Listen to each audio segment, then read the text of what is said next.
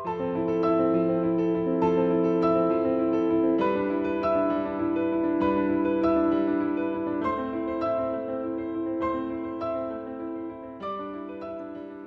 alaikum, peace be upon you, and welcome everyone. My name is Hiba Latresh, FEMYSO Vice President, and I will be your host for today's session with an exciting lineup of guest speakers. FEMYSOnow is a live stream and podcast series by FEMYSO on diverse topics pertaining to youth. We will be live on both YouTube and Facebook. So if you're watching this live, you're welcome to engage in the comments as we will be taking questions from the audience. FEMYSO is the forum of European Muslim youth and student organizations, and 2021 marks our 25th anniversary.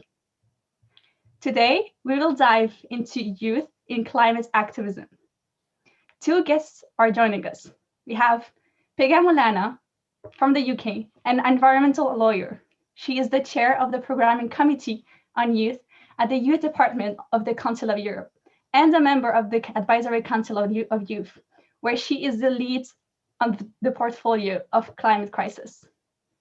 Florence Pouilly from France, based in Switzerland, was the head of the Green Department within the French student organizations EMF, and is the current project lead of FEMYSO's upcoming international activity on environmental advocacy. Thank you both for joining us. Thank you. So to start a little bit and to get right into the topic, could you guys tell us a bit more of the issue? Why do we talk about emergency around climate? And what do we mean with the climate? Florence, do you want to go first? As you want. No, you can go first. Okay, so I will say that for me, I mean, not for me, for everyone, it is, I mean, the past 20 years, at least we saw 7,348 major disasters occurred between 2000 and 2019 that affect a lot of people. Also, I think we have more than 34 million people who are actually food insecure, which is an extreme situation. So I will talk about the humanitarian crisis, that we are living in and that we come soon. Also, because that touch every one of us, and we saw a lot of climate disasters in the world. I mean, Australia wasn't a joke, or things that we saw on the TV, you know, like disconnected from the problem. So every part of the masses species extinction or the climate crisis is part of it.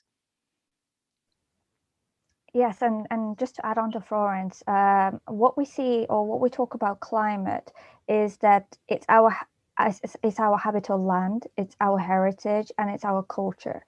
So when they say that it's a climate crisis, it's a heritage crisis, it's a history crisis, and it's something that we cannot detach ourselves from. What we have seen here is that climate change is the result of an expanding dependence of humankind to fossil fuels, to industrialization, to a growing demand on overpopulation. The planet's average temperature has risen to 1.18 Celsius since the 19th century. And within the 40 years, we have seen the most or biggest warming rate, and the 7 most recent years have been the warmest we have ever experienced in this planet. So what we can say is this is as urgent as it can get. But why should we care? And I think this is a question that it doesn't matter where you are located, where you are listening, and how you have been attached to the climate before. What we have seen is that the increase of droughts, the flooding, the agricultural yields, the disappearance of land are all getting closer and closer to our natural homes. And as a result, these dialogues have become more urgent, and these talks between ourselves have become more important than ever. And I'm hoping, and I'm very glad that FEMYSO have hosted this talk, because it shows that there is no detachment between who you are and who I am on this importance. And we have to act together if we are to proceed in protecting our heritage as a result of it. Excellent, thank you. So it's something that you've touched upon a little bit, Pegah. So my next question would actually be, why should young people care about this issue? So perhaps Florence, you can start on this one. I mean, why not? First, because we all enjoying nature, we all enjoying clear water, drinking safe water, breathing good air. I mean, this is human. So more about like the activism aspect. I think that the youth is have more energy to give, because it's their future are involved in this issue, and they are building this future. I think it also gives hope. I mean, this is something that we have to think about when we think about activism and why the youth should be part of it.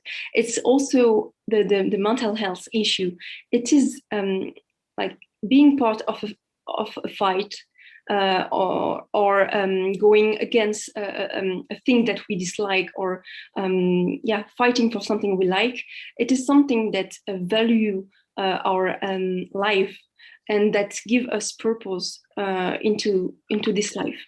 So I think it gives hope to be part of this change.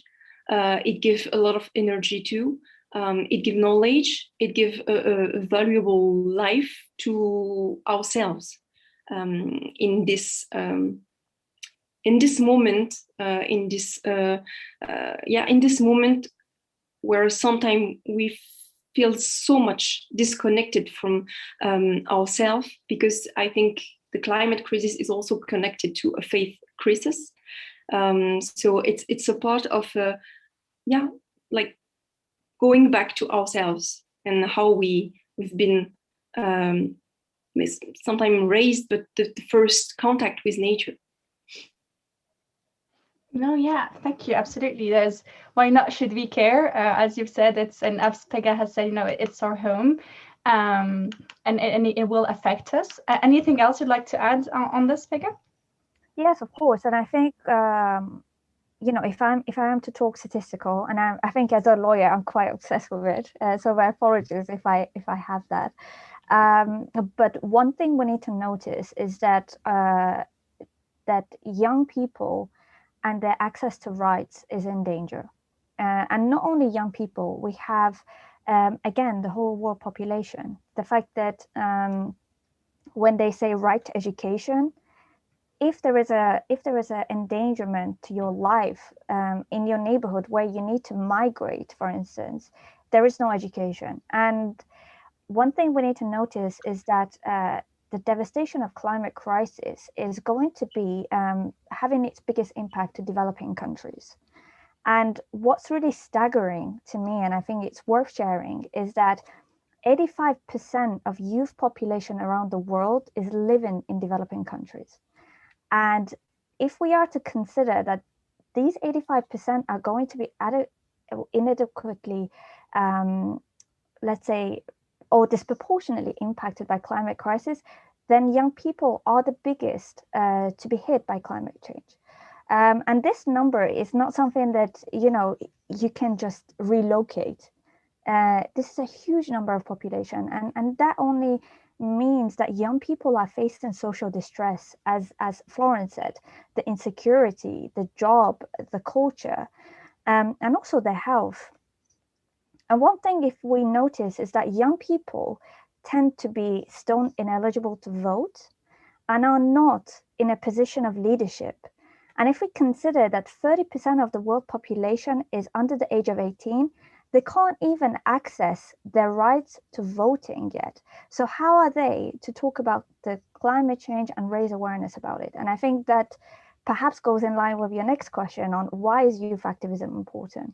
because it's the barrier, or it's the bridging between young people and getting control over the human rights.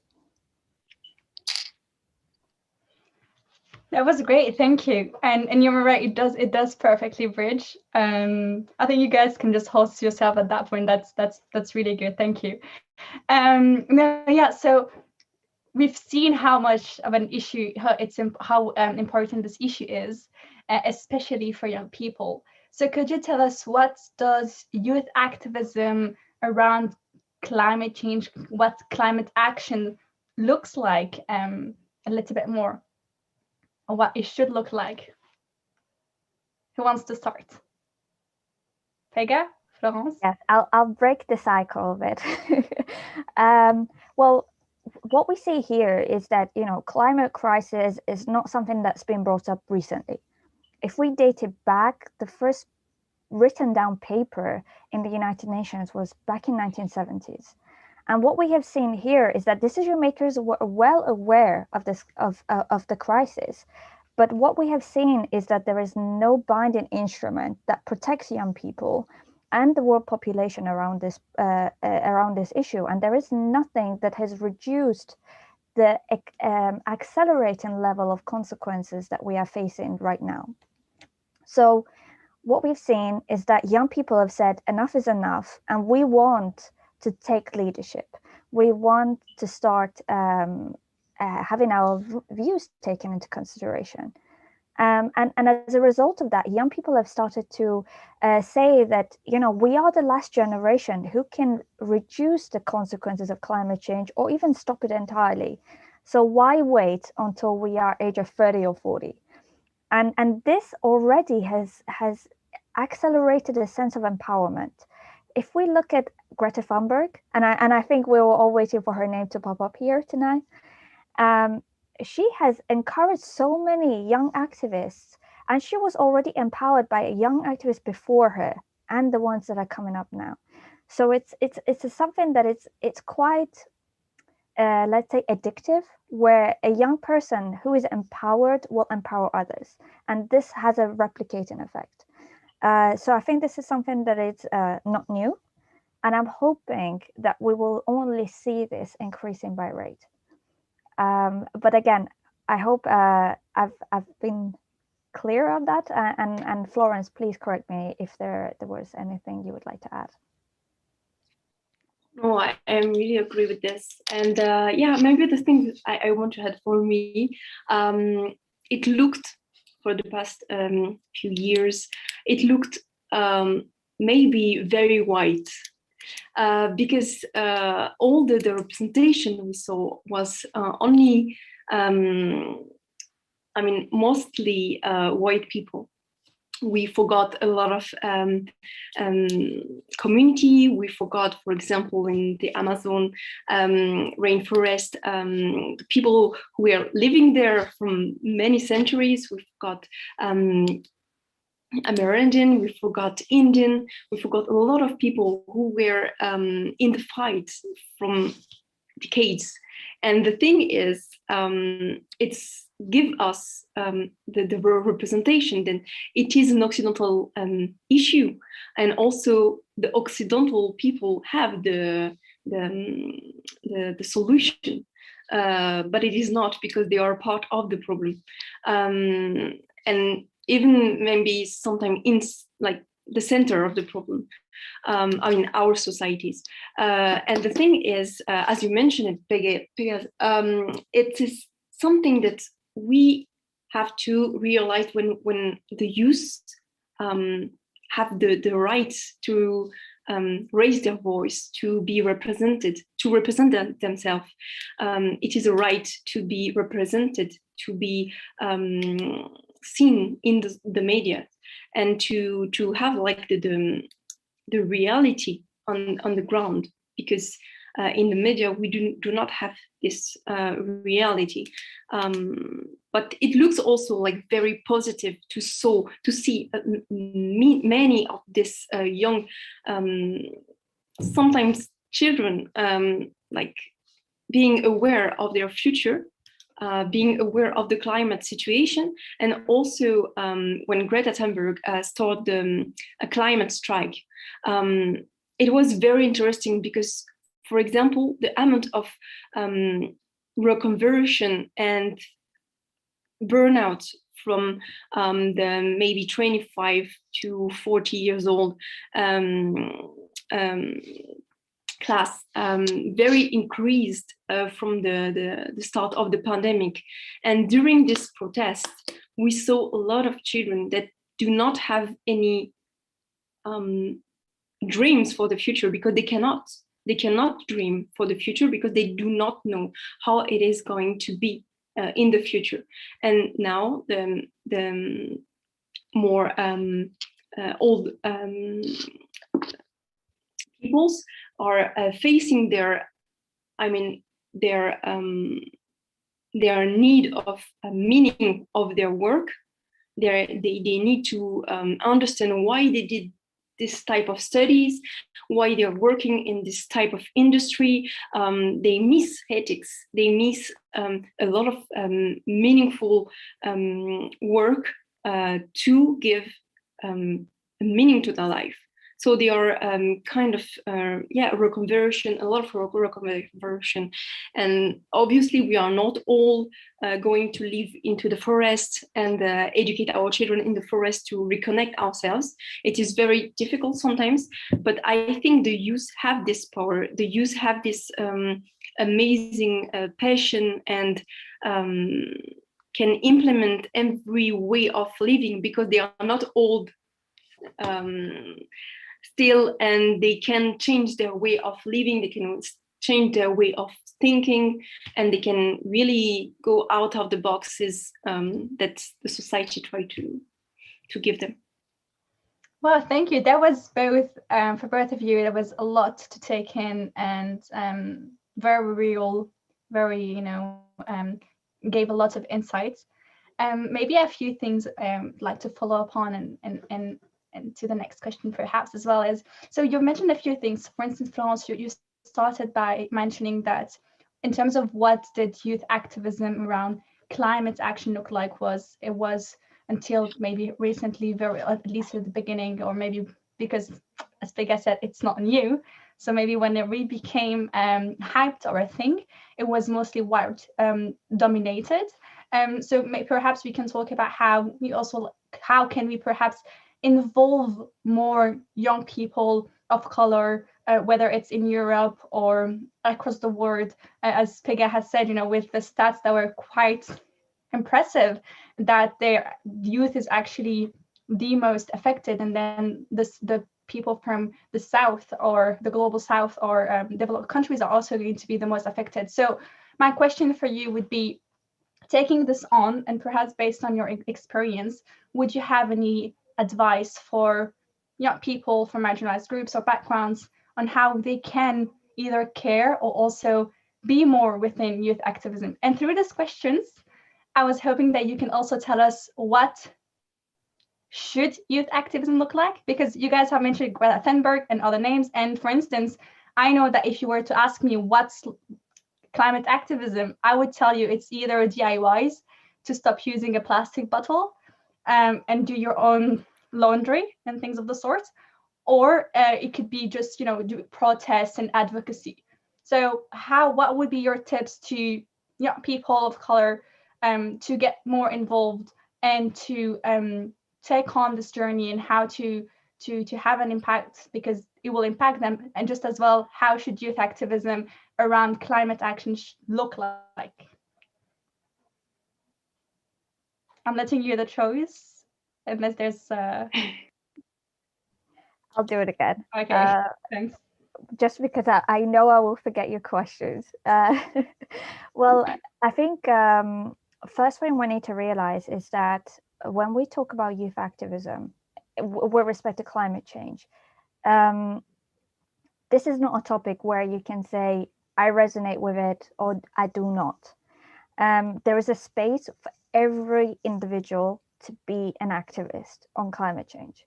And you can all do your own parts. You can be the next striker, or you can be the one who is facilitator, who is educating their own family members. You know, it's something that you find your own place at. For me, it happened so suddenly. You know, I was studying in Geneva and I took a course on climate change, and suddenly it was the only thing that I could think about.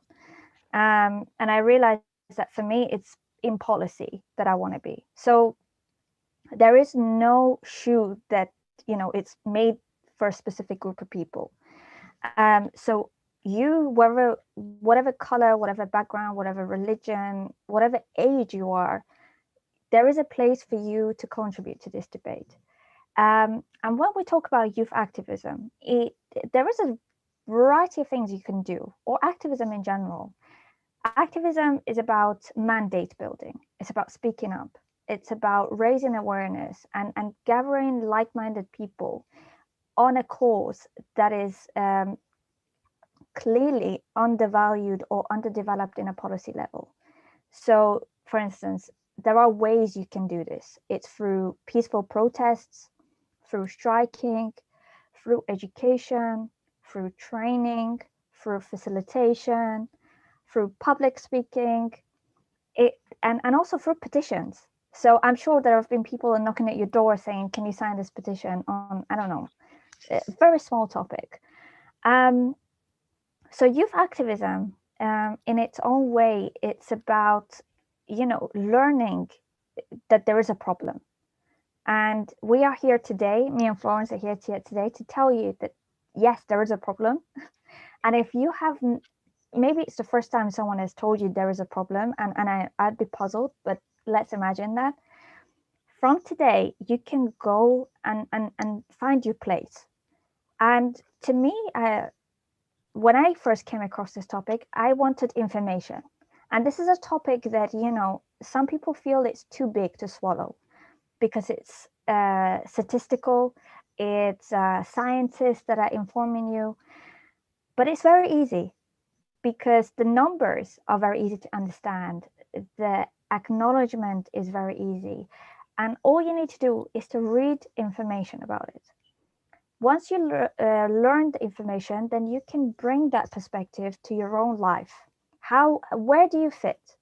Where for me, I'm Iranian, and for us, we celebrate the first day of spring. So our culture is very, very dependent on the reset of cycle of the environment, because without it, my culture dies.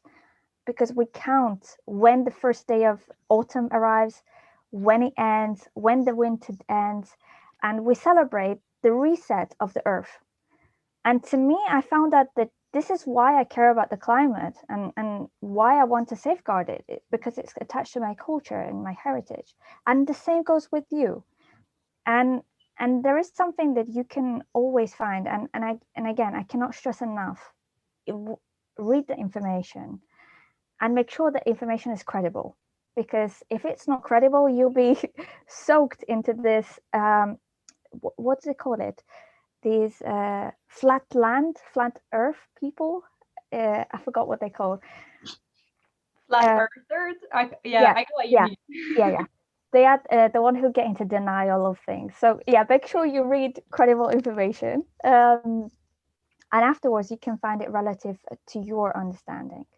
But I'll end it here because there is other things I'd like to say, like how to contribute practically. And to the adults who are hearing this, please empower your young people. Please let them to volunteer in the events that are going around on climate change. And if they don't have the time, get them to donate to, there is these things like Save a Dolphin with £1 or something. These all make young people sympathetic towards the environment and feel responsible to it. So every little helps to get this culture building up. And once after that, it's an easy ride to policymaking. I'll stop there. Sorry, Florence, if I overtalked. No worries. I learned a lot. Yeah, that's really true. We need to be empowered by others too, and we need to be free to try many things, even if it failed. It will help us in any ways in the future. What I learned from my experience is there is a lot of activists from many backgrounds, even underrepresented, more represented, doesn't matter. There is a lot, but the more we are touching to the ecologist field, the environmental field, the agricultural field, farming, actually there is a level where people do not care anymore about institutions, where they do not care about media. They are on the ground and they are working. And the thing is, they are doing so much great work. So for me, they are still existing from many centuries, but now they don't care about being misrepresented for the work they are doing. But the thing is, I have two important advice for the youth who want to be to engage themselves into the green activism. There is one who is misrepresented is the media field, so we can create our own medias. And the second is to all the time ask for more and more representation. So going to creating our own media or trying to implement a good project or a good, ideas into articles or any like newspapers or even at the TV, trying to reach the peoples. And the transmission of our passions will grow this is seeds, and it will grow in any ways, even if it's not now, it will grow later. So it is very important to be sure that even if you are not represented, you are doing your job, you are doing your role as you define it, as you mentioned. It is something very, very important to do what you want to do, and not only because it is working or not working. I mean, there is a lot of leadership training that are very good, but at the end, we are working with ourselves. So if it doesn't mean anything for you, and just like some words, and it is something that we have to keep in mind. Some are made for doing things on the ground. Some are made for represent, to raise the voice, to speak about something very well. But the thing is, we have to remember that when you went through a process of learning, when you went through a process of advocating for something, you have to share something that you have been already lived, that you are already experienced before speaking of it, because it will impact way more than the other way. And maybe if we have time, I can just add something. I just realized that at the end, that even if we think that we are fighting some like very specific issue, for me, we are fighting fears. We are all the time battling against fears, even if it's our own fears, our own limits. Most of it is a lack of representation of minority backgrounds. It is fears of others. If it's, for example, a lack of representation of agricultors, of or farmers, this is a lack of representation. This is a lack of knowledge about profession and everything about the others. So we are battling against fears, against, I don't know, people are afraid to change their comfort. They are afraid to, even if we are winning skills and freedom from this this change. So it is very important to realize that if there is fear, we can go and tackle that fear first. And this is very powerful if we try it. That won a lot of battles in the past. So I think it's very, very important. Thank you. I'm glad you added that point as well. No, that we should utilize this, fear as fuel to move forward and drive change in us, and not have it incapacitate us and be stuck. So if you don't, guys. Sorry, I didn't add my my Oh, my all idea right. My bad. of the okay, just only for me. It's for me, my like ideal representation of youth will be new farmers, a new concept of farmers, like making farming so hype. Then we want to connect ourselves with grass, with animals, with everything, because it is everything. It is ecosystems. So yeah, Make farming cool again. Yeah. I think those were very good, different, yet both valuable and important perspectives, and they represent the two sides, but that are complementary to the climate action and climate justice fight. And we need both the policy lobbying and the policy changes to have that effective change in the ground, in the way we're living and the way we're consuming. So thank you, Bo. That was really good. So you've talked about interesting things, and you've mentioned how activism is it's a life kind of way of life, and it grants you the skills for moving forward, and that you should get involved no matter what. Now let's say we have some youth that are already involved around climate action, but are not necessarily where they want to be at. So this question might be driven a little bit more towards Pegah or both Florence, but it's more a little bit policy driven. We've talked about, so far it felt like youth in climate justice was more about advocacy, it was more about protesting and campaigning. And you've said that this is what really struck you. It was the policy changes. So could you tell us about, perhaps for the youth watching this, but also for those that aren't in the youth anymore, but have a way to let the youth come in? How could the youth take part into these decision-making processes? Sorry, I was writing a question. Just, I want to make sure I don't forget it.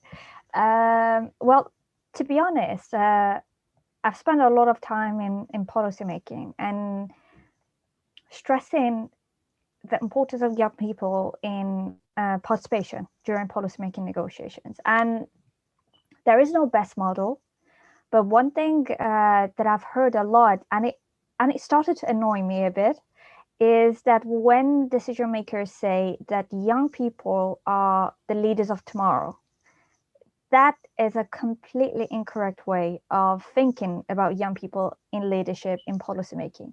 Young people are leaders of today, regardless of topic, and especially on the topic of climate crisis. And that's because young people have really taken the initiative to be educated, to be aware, to change policymaking. And you cannot put them on reserve until they are 30 or 40, because this is a topic that you cannot wait. And as a result, I think young people need to be active right now at all levels of decision making. You might think this is too burdensome, but you are, if this is your mindset, I think you're underestimating young people as well, because young people in themselves know their needs the best, just like any other group. Young people are, the world is full of young people, and I think it's the biggest number yet on how the population around the world is. We are the youngest yet to be. And as a result of that, we cannot be ruled by 20% of the population. That's in all honesty. So one methodology that I found very useful to involve young people is a co-managed structure. What this means is that young people will sit with decision makers, civil servants, and their opinion will be treated as equally important as those of prime minister or whoever is sat at the decision-making table. This means that their opinions isn't optional to consider. It means that they also are participating as an equal agent of change. And as a result, they feel equally responsible for the future that they are shaping. So for me, I think this is one way. If you're an adult, if you're a decision maker listening to this right now, consider involving young people meaningfully rather than a tokenistic method. Because I think you're also aware that there is this checklist criteria. Involving minorities, tick. Involving Muslims, tick. Involving young people, tick. But as a result, when the policy is finalized, you see none of that implemented. And that's because it's used in a tokenistic method. So once you actually incorporate young people as equal agents of change in the policymaking decisions, not only you empower them, but you also make them accountable for the decisions that they are putting forward. So this is one way that I suggest, but also adults who have young people, like I said before, get them to reconnect, as Florence said, with the nature. Tell them that they are accountable for their future that they set, and also help them to change their way of living, the carbon footprint, plastic use. All of these are percentages that count up to big numbers in the end. Littering, I think, if your parents do it, you will do it too. It's something that you pick up, right? So if you change that within yourself, your children will follow your leadership as well. So it's all the little that helps, which counts to the bigger number. Yeah, I'll stop there because I could waffle for ages on this. So I'll stop myself. But Florence, please take the floor. Yeah, I think about more like a practical stuff. It is not the only way to do it. It is a way that is very, very efficient. So during all this advocacy years, I learned that people are very, very care a lot, even if they are not aware, they care a lot about the environment, way more than we think. But the communication is key, and the way we are interacting with them, cannot be too frontal. So the thing is, we as an advocate, we have to find a way to interact with them. First of all, if they are also advocating, we can, make them realize that they need to be aware of everything, to have the knowledge, to share the knowledge, because I really do believe that if we understand the magnificence of nature, we cannot go against it. We cannot act in a bad way. It is not possible if we understand the biology, the ecosystemic aspect of the world, if we understand permaculture, if we understand all the ecosystems, we can only be amazed about it. We will change it. We will change our behavior. We will simply change our behavior. And the thing is also that I learned that a country strategy is way more powerful than a positive mind and passion sometimes. And very, very efficient way for a young activist is to be aware where his money goes. So strong lobbying is a way to do to be part of a political selection on which lobby will have the influence, the power to vote to have pressure on the European Council and to make some law pass or not. We can think about Total that make the Council of Europe choose to avoid the law of non using palm oil into the fuel. So we pass some law, and then the lobbying have pressure on the council, and then we lose it. We lose it. It was our law. We created it. In France right now, they ask to 140%, I think, maybe more, to create amendment of a climate law. And now they are reducing each law to something very non-even interesting for the planet because of lobbying.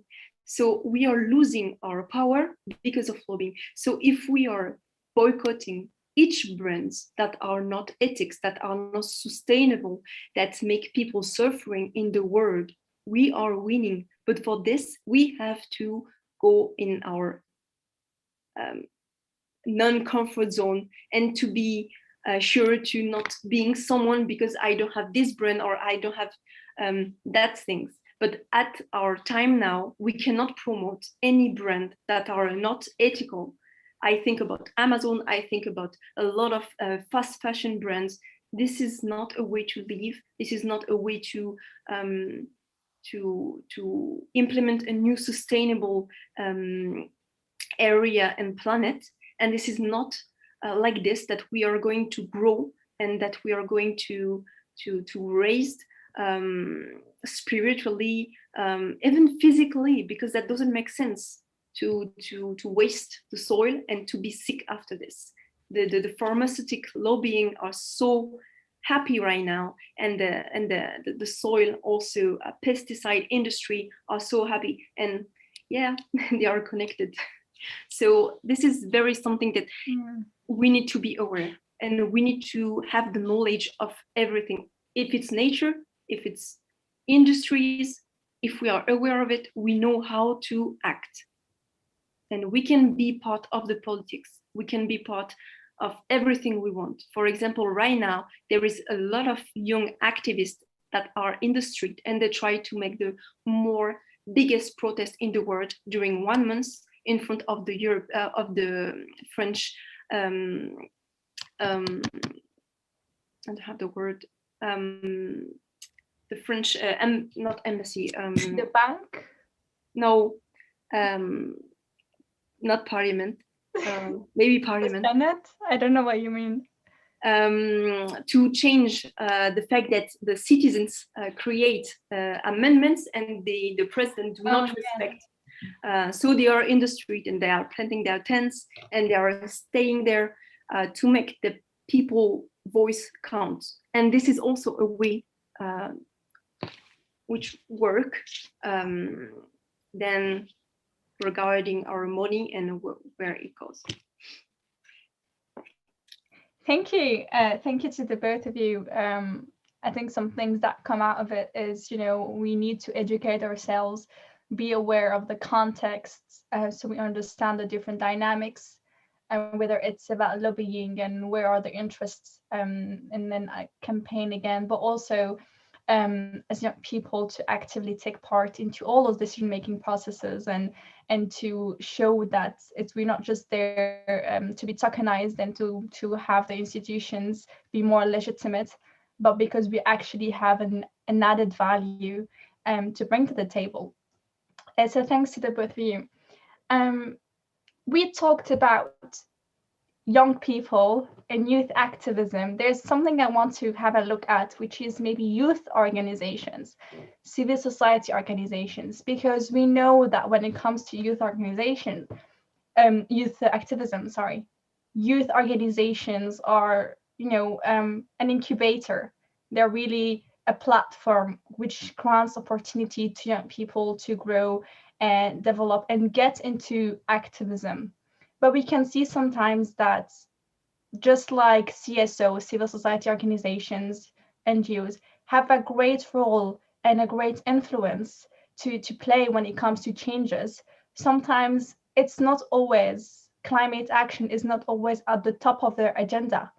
Sometimes it's understandable, unfortunately, because they might have more pressing, urgent matter. But what would be your advice to young people watching this now that are coming from young youth organizations? How should they engage with the questions? What should they maybe incorporate in their organizations? I know for instance, Florence, FEMYSO, you're doing an environmental advocacy program, and yourself, Pegah, you came from the British National Council.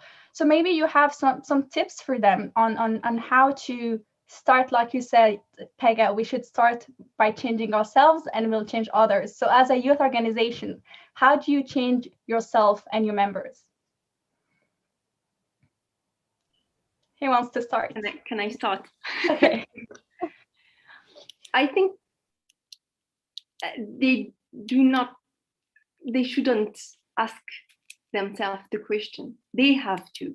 It is, I mean, this is like a responsibility of everyone as a citizen to use this right to breathe good air and to give future to our children. This is actually this is also a mental health issue matter. We have to be, we have to ensure the peaceful peace societies in the future, and we are not taking this way right now. Too much people are leaving their home because of food and farming insecurity or water insecurity. This is also a mental health traumatic issue. We have to realize that we have this responsibility. Also, I think it worked for me that I've stayed in organization, because twice I've been supported by the presidents of these organizations, not only peoples, but The also leaders. The leaders. Yes, also the leaders who give a representation. So, for example, in the Muslim community, if an imam of a mosque lead a project or support young activists from the mosque and show that ecology is part of our deen, of our actions, it will show to the whole Muslim community that is part of our religion. And it is not something that we can dissociate it from our living. It is not something that we can have the same reward that taking care of the earth than other type of actions. It is also something that connects every one of us on the earth, and it is very, very beautiful to feel connected. So I will recommend, even if the people are sometimes a bit, not too into ecological stuff, we can start very, very simply. People just need to realize that they are feeling good into nature. For this, for children, it's very, very simple. You put them in the nature, they know how it works, and they do what they want. But for the youth, it is very important to reconnect them to what they like. If it's animals or everything like nature, mountains, you can really break your own limits doing hiking. So as an organization, you can just organize events or like I don't know, meditations, some activities that connect everyone to nature and everyone to themselves also, because we are being part of it.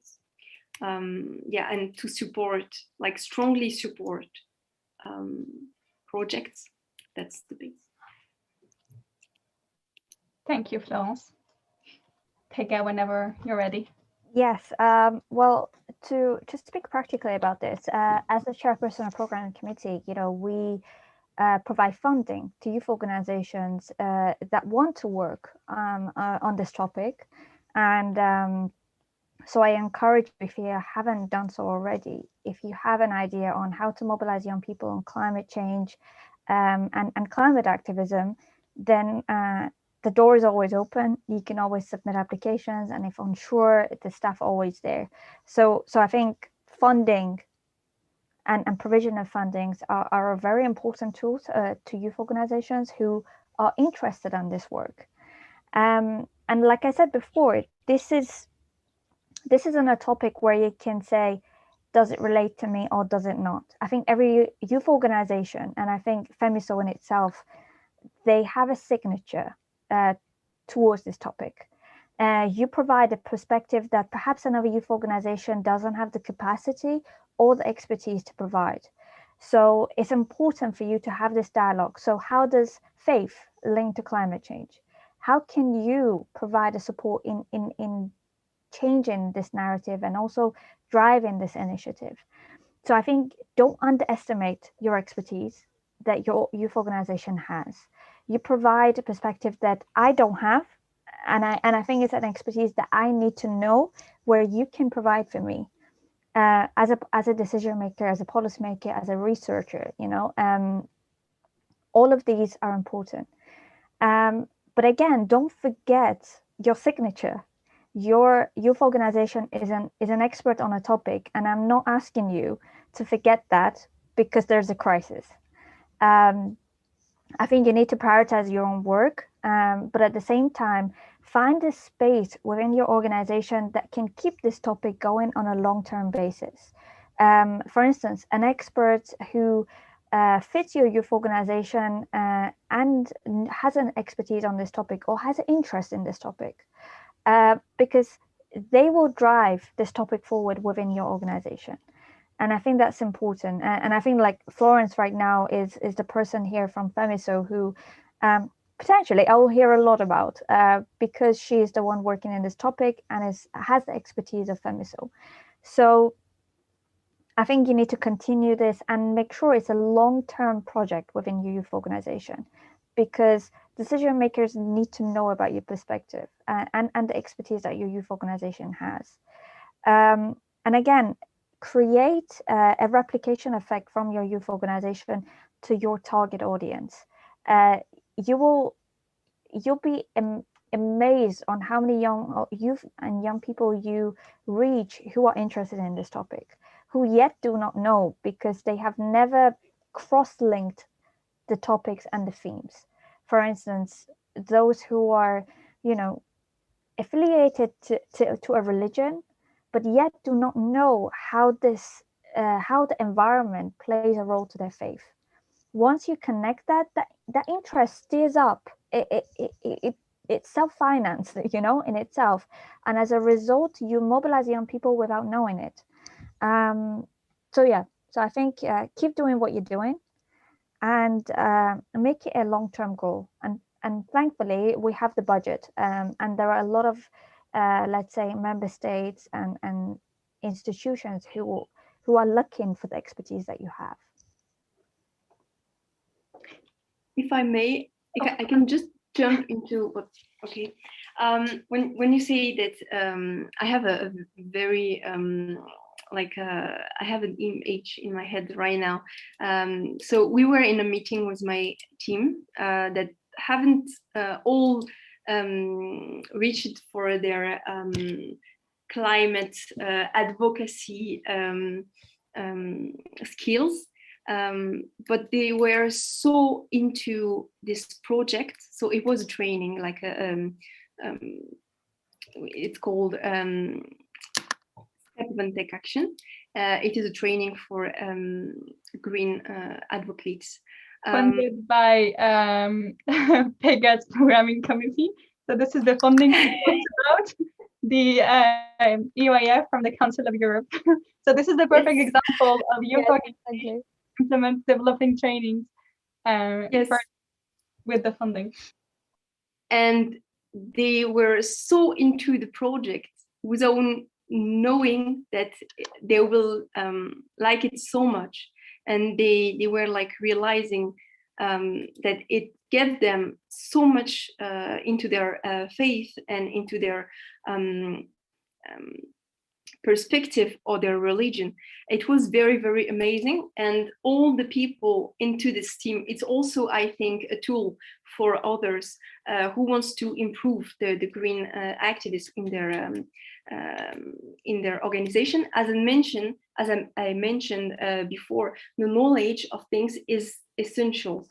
And we have a discussion time each week where everyone is preparing a subject every week, and we are like creating our own knowledge, our own toolkits that is really helping us, and making even me aware of a lot of things that I didn't know. So activists, have the duty also to educate themselves all the time. It is very important. And we can also use the SDGs, the Sustainable Development Goals, that is helping us to know how to have an impact as a political European, even worldwide level in our own projects that really help us to create good projects. All right, thank you. I think we will be slowly reaching to an end, but we've had an audience questions that was, I think, appeared twice. So this is another reminder to the audience to grab this opportunity now to ask any questions to Pegah and Florence. And I think it's something you actually both touched upon when we were talking about civil society organizations, but also communities. And it's the idea of that for some people, fighting the fight for climate justice might be a privilege because they are coming from certain minorities or groups where they have more urgent matters to be concerned about. The question from Ibtihal, thank you Ibtihal, is, for instance, for Muslims in the specific context of Islamophobia during the pandemic, some Muslims don't see the climate emergency as a priority because they're seeing their access to the rights as a more important one when it comes to, you know, the pyramid of needs.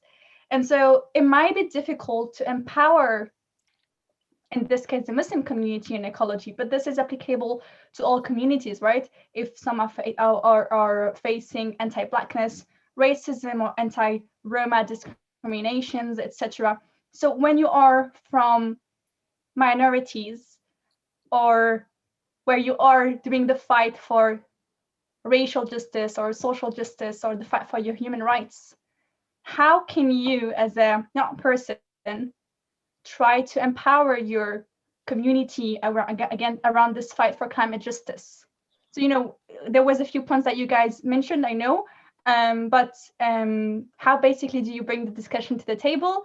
And I think you halfway answered the question. I just wanted to make sure that we gave you the space for it. Okay, Pegah, go ahead. Yes, so basically, I was going to end my discussion or contribution today with this. And there is this, let's say, theory that tackling climate change is only for the rich to do, which unfortunately to some extent is true, because of course they have the biggest resources and so forth. But one thing that we sometimes forget is that the consequences of climate change will not be felt by the rich. It will be felt by those who are already marginalized, who are already poor, who are already at a disadvantage, which means that for us, I mean, I'm a minority myself, the urgency of protecting the minority should be, you know, going ahead at a faster pace than other groups who are not at a disadvantage as it stands, simply because we don't want to address the problem when it's there, when it's visible, when it's already suffocating us.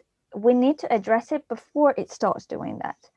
And that is fundamental. We need to acknowledge that, you know, Black Lives Matter, the fact that Black minorities are the ones who are in a lower class background, who live in the worst located locations in their city, in their towns, in their villages.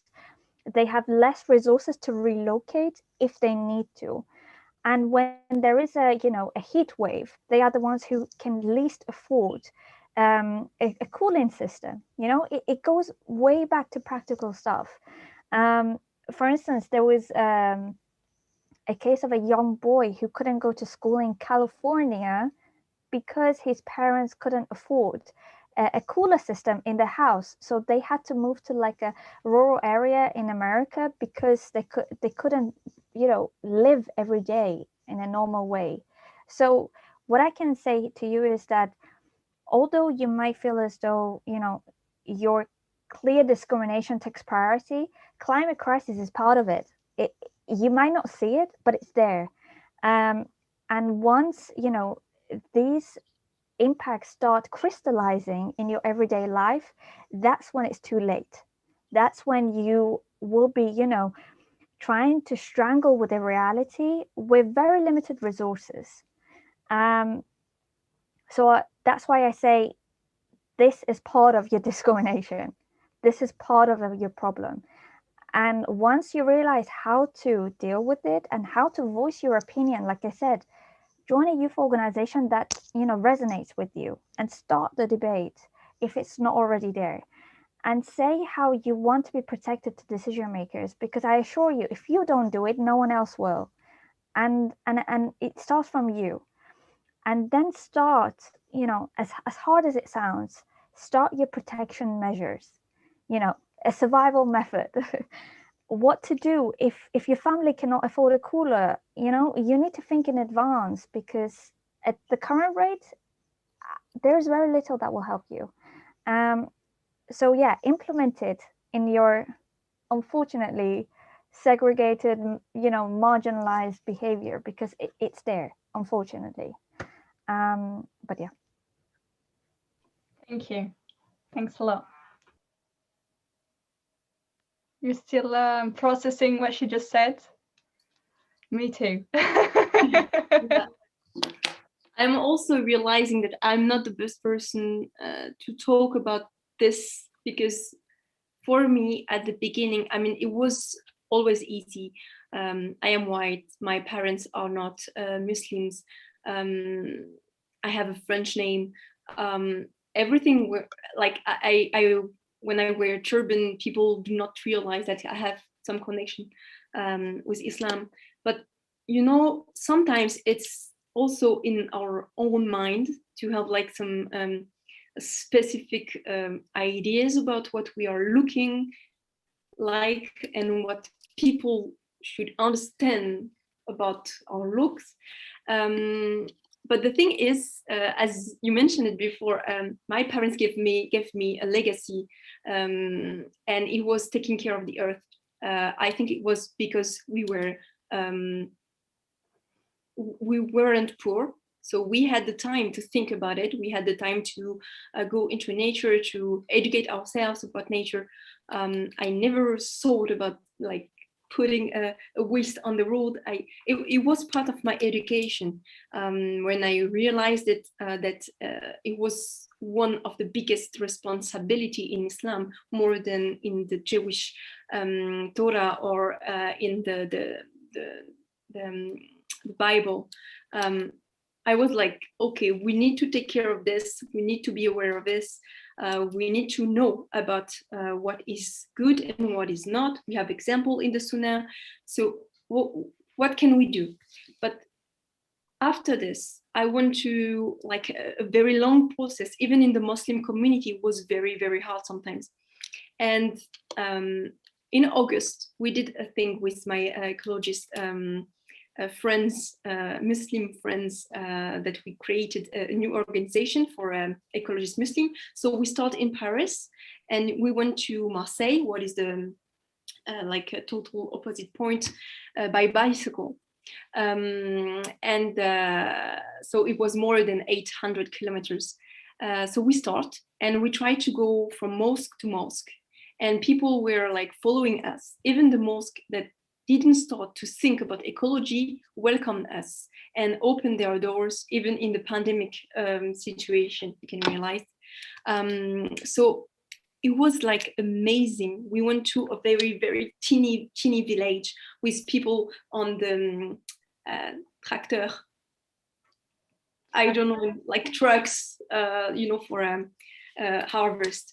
And they were like, hey, and girls wear hijab, and we get stuck into village. We were helped by people, and we did not realize there was no Islamophobia at the time. We didn't meet any people. We didn't met any people who were very violent to us. Nothing. But the thing is, sometimes it's because they do not feel afraid by people who are like riding bicycles. That it is kind of crazy, but it is not the first thing they see. They see people struggling into mountains on a bicycle, and like, you know, share with them like, hey, go, you can do it. This kind of things. So we got this kind of reaction, and I was just like thinking, ecology brings us together. If we are not like solving the problem together, we are all dying together. We are all dying together. We are in the same boat. And also, if we are focusing too much on Islamophobia, we can also focusing on ecology, because if we are solving the 2050 challenge about food systems, and we are all begin farmers, in 2050, I swear to you, they will not have any Islamophobia, even like trace. I don't know in English. Even a teeny, yeah, because we are going to sell every vegetables, for example. You know, when we are in a very basic conception of life, we do not think about racism because we are in front of the death. If we do not have enough vegetables for the world, if we do not have any farmers in the world, we are stuck. So yeah, I know I speak a lot about farming. No, it was a genuine thank you. It's important to be passionate, and I think it also passed on more the message, and that was very good. I just want to say, Florence, don't undermine the fact that you might still be facing the discrimination of minorities just because you wouldn't be fitting whatever idea we have what is that minority. Muslims isn't just about the background of the yeah. So no, but I was thinking that I am part of this educated and well-being society, and it is very easy to advocate because I'm in this situation. So I have more responsibility than others because I am at stake. Okay, so we are coming to an end.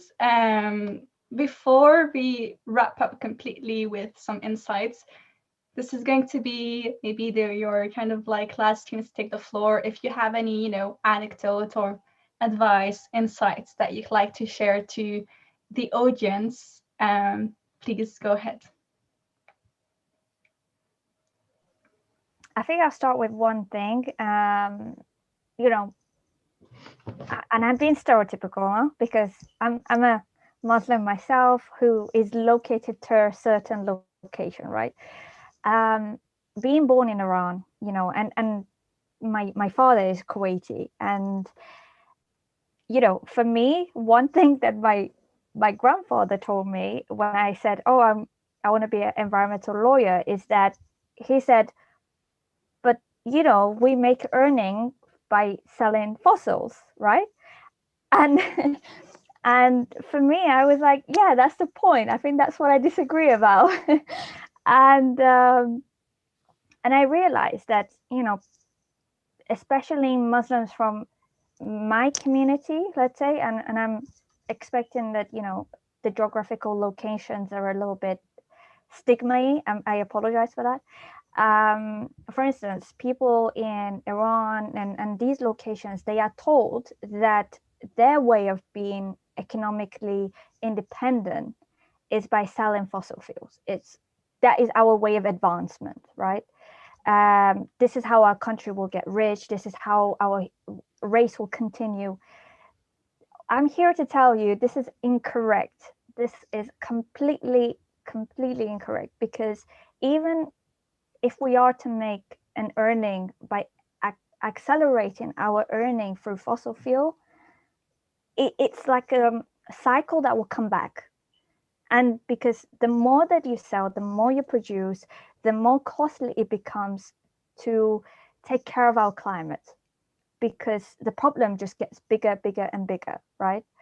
And one thing I've noticed is that the countries that are the ones producing the consequence towards climate change are the ones who are least prepared when dealing with climate change. So this is something I've tried to even educate my own family. Like, no, fossil fuels are not the reason why, you know, my family is okay and independent. It's because of other work that, you know, my grandparents have done.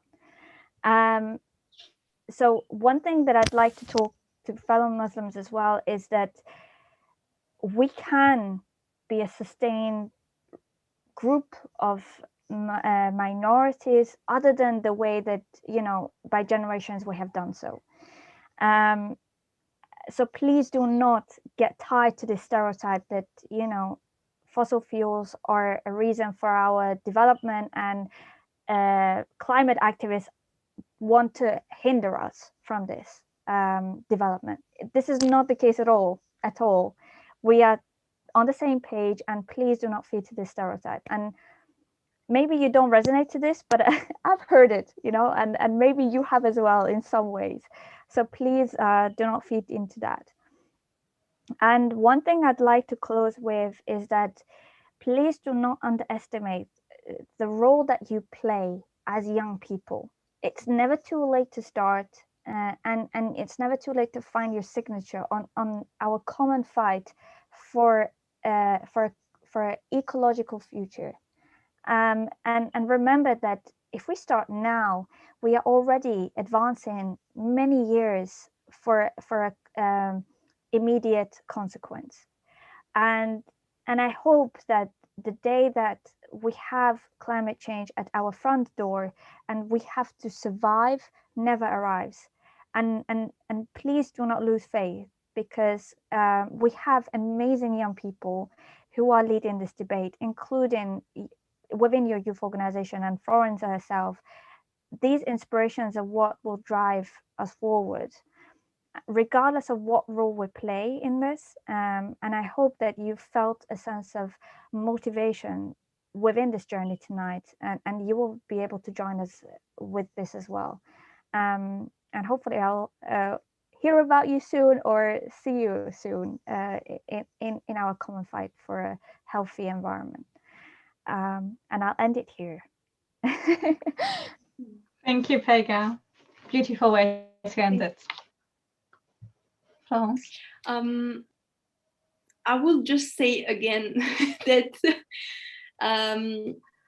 climate justice cannot go without social justice. So where we are putting our money is very essential. We are more than the people who are taking decision. They are taking decision regarding the amount of money they have. So yeah, just to keep in mind that we have this power, at least if we are organized. And for example, the Morocco show us that boycott is very, very, very efficient. With your play case, and many other countries too. And I want also to add, because you said that every even teeny actions from activists are very powerful and needed.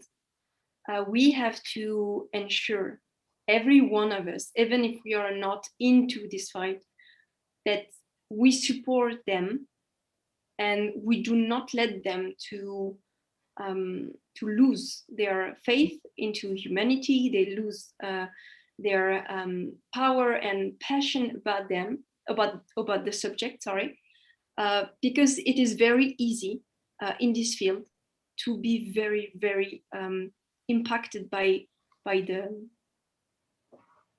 issue. Actually, it's also called as like a stress, like a climate stress that can very, very impact our mind if you are like very into the environment and you really, really value it, you can get very affected by the situation.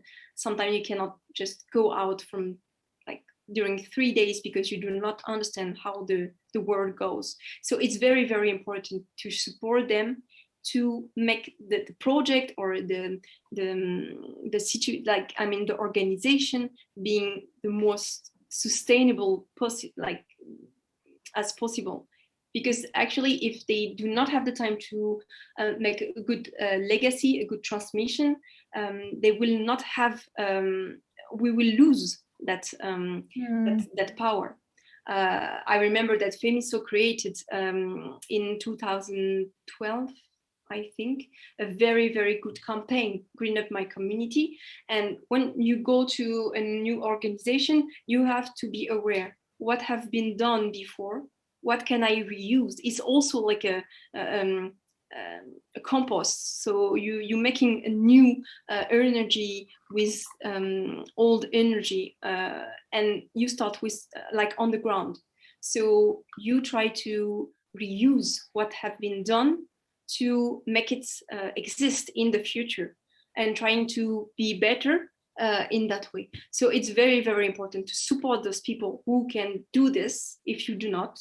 And it's very important also to do the little you can, even if it's grabbing some paper in the street, some waste, in the street. So so always support that people who do a lot, and there is a lot in our community too. Please follow some Instagrams. There is a lot now. There is a lot, and a lot of feminists, ecologists, Black women underrepresented in every way, that do an amazing work. Thank you, Florence. You mentioned something, so I'm just going to really quickly plug it in. When you talked about climate justice cannot be done without racial or social justice, there's also a new European organization called Union of Justice, and you can, and they're organizing next week or every day in one online session on a practical guide on how to gain the knowledge and the skills to become a climate activist.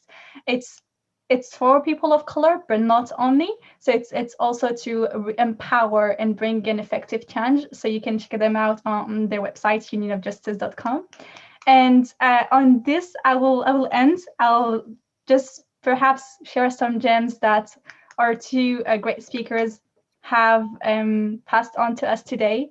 So a few kind of things that struck me and that I kept were, how to start is by educating yourself, but also to be assured that there is no one fits all path or shoe. So as Pegah said, to find the shoe that fits you.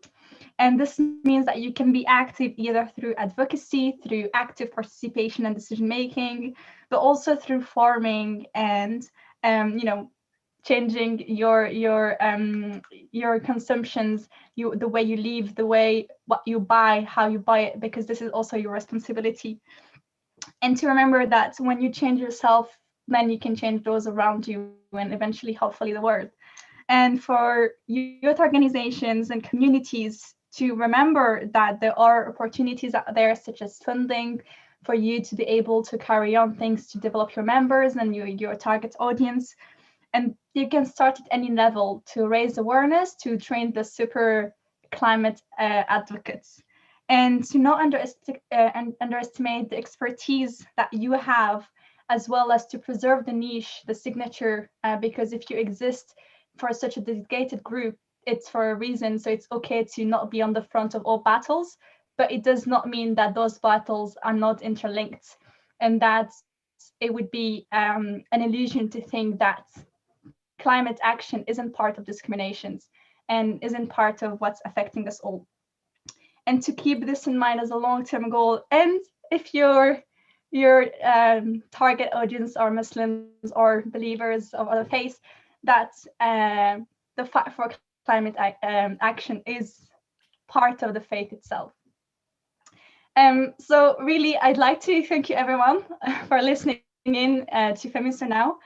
It was your host Hiba with our guests Pegah, Moulana, and Florence Pouilly. Thank you both for joining us today and sharing your expertise and insights and experiences. We hope everyone enjoyed our deep dive into climate activists. And to everyone listening, watching, make sure to subscribe, share, and follow FEMYSO on our different platforms so we can all work together for a more diverse, cohesive, and vibrant Europe. And join us next week for another episode of FEMYSOnow, where we will this time have a look at a youth-led campaign on mental health in a post-pandemic world. Thank you, everyone. Assalamu alaikum. Peace be upon you.